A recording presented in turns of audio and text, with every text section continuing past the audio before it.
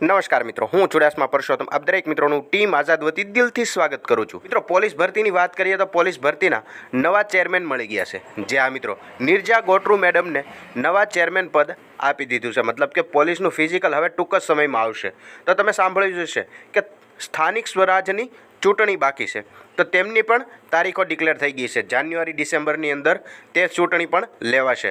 તો શું ખરેખર ડિસેમ્બરની અંદર ચૂંટણી અને ફિઝિકલ બંને એક સાથે લેવાશે, કે બંને વારાફરતી લેવાશે, કે પહેલાં ચૂંટણી આવશે પછી ગ્રાઉન્ડ આવશે, કે પહેલાં ગ્રાઉન્ડ આવશે પછી ચૂંટણી આવશે?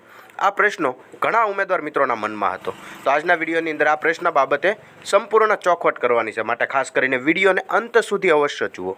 સૌપ્રથમ મિત્રો વાત કરીએ તો રાજ્ય પોલીસ ભરતી શારીરિક કસોટી માટેની જે તારીખો છે તેમાં ફેરફાર કરવામાં આવેલો હતો। મતલબ કે 25 નવેમ્બરના રોજ લેવાની હતી, પરંતુ ડિસેમ્બરના પ્રથમ વીકની અંદર ફિઝિકલ લેવામાં આવશે તેવી માહિતી મળી હતી। યુવાનો આ પરીક્ષા માટે લાંબા સમયથી આતુરતાની રાહ જોઈ રહ્યા છે। અગાઉ શારીરિક કસોટી છે તે નવેમ્બરના અંતની આસપાસ યોજાવાની હતી તેવી શક્યતાઓ હતી, પરંતુ હવે નવેમ્બર નહીં ડિસેમ્બર મહિનાની અંદર આ પરીક્ષાઓ યોજાશે તેવો નિર્ણય લેવામાં આવેલો છે। યુવાનો અમદાવાદ, ગાંધીનગર સહિત જ્યાં ગ્રાઉન્ડની વ્યવસ્થા છે ત્યાં દોડવાની પ્રેક્ટિસ કરી રહ્યા છે। હવે એવી માહિતી સામે આવે છે કે ડિસેમ્બરની શરૂઆતમાં જ ઉમેદવારો માટે નવું શિડ્યુલ અમલમાં મૂકવામાં આવશે। જ્યાં મિત્રો ડિસેમ્બરના શરૂઆતમાં જ નવું શિડ્યુલ આવશે અને શિડ્યુલ પ્રમાણે ફિઝિકલ છે તે શરૂ થઈ જશે। અને વાત કરીએ ભરતી બોર્ડના નવા ચેરમેન વિશેની, તો ગુજરાત પોલીસ ભરતી બોર્ડના ચેરમેન તરીકે આઈપીએસ નિર્જા ગોટરુ મેડમની નિમણૂક કરાઈ ગઈ છે। નિર્જા ગોટરુ બન્યા છે પોલીસ ભરતી બોર્ડના નવા ચેરમેન। અને બીજી તરફ વાત કરીએ તો આઈપીએસ હસમુખ પટેલ સાહેબના રાજીનામા બાદ ચેરમેનનું પદ ખાલી હતું। પંચાયત સેવા પસંદગીની મંડળની અંદર પણ એક મેડમ આવ્યા છે, ત્યારબાદ પોલીસ ભરતી બોર્ડના ચેરમેન પણ એક મેડમ જ આવ્યા છે। હવે પોલીસ ભરતી છે તે પ્રક્રિયા ખૂબ જ ઝડપથી આગળ વધશે।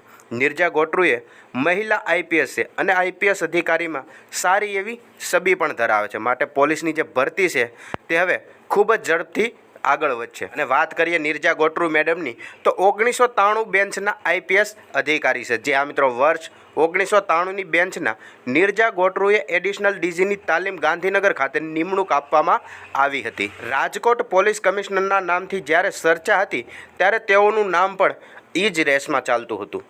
એક સિનિયર અને ગંભીર અધિકારી તરીકે નિર્જા ગોટરુની ગણતરી કરવામાં આવે છે અને સરકારની ગુડ બુકમાં પણ તેમનું નામ રહેલું છે। અમદાવાદમાંની વાત કરીએ તો અમદાવાદની અંદર પણ ટ્રાફિક વિભાગમાં તેઓ ઉચ્ચ અધિકારી તરીકે ફરજ બજાવી ચૂક્યા છે। હવે ગુજરાત પોલીસ ભરતી બોર્ડના ચેરમેન બનીને ગુજરાત પોલીસ ભરતીની આગળ કાર્યવાહી શરૂ કરશે। અને હવે મહત્ત્વની વાત કે ચૂંટણી પહેલાં આવશે કે પોલીસનું ફિઝિકલ પહેલાં આવશે? મિત્રો, જોવા જઈએ તો પોલીસનું ફિઝિકલ પ્રથમ અઠવાડિયાની અંદર, મતલબ કે પહેલી બીજી તારીખની અંદર જ તે શિડ્યુલ આવી જશે અને ફિઝિકલ કઈ રીતે શરૂ થશે અને લગભગ 10 ડિસેમ્બરમાં ફિઝિકલ છે તે શરૂ થઈ જશે તેવા ન્યૂઝ આપણને મળેલા હતા।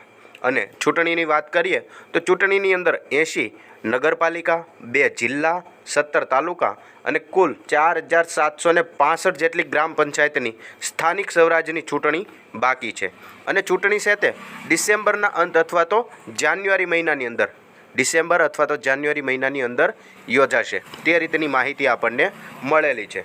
તો ફિઝિકલ છે તે ડિસેમ્બરની શરૂઆતમાં આવશે, જ્યારે ચૂંટણી છે તે ડિસેમ્બરના અંતમાં આવશે। તો ફિઝિકલ બને ત્યાં સુધી પોલીસનું ફિઝિકલ સૌથી પહેલાં શરૂ કરી દેવામાં આવશે તે રીતની માહિતી છે તે આપણને મીડિયાના માધ્યમે મળેલી છે। જોકે ઓફિશિયલ રીતે કોઈ પણ જગ્યાએ આવેલી નથી, પરંતુ પોલીસ ભરતી બોર્ડના નવા ચેરમેન બન્યા બાદ હવે પોલીસની ભરતીની કાર્યવાહી છે તે ખૂબ જ ઝડપથી આગળ વધશે તે ફાઇનલ જ છે।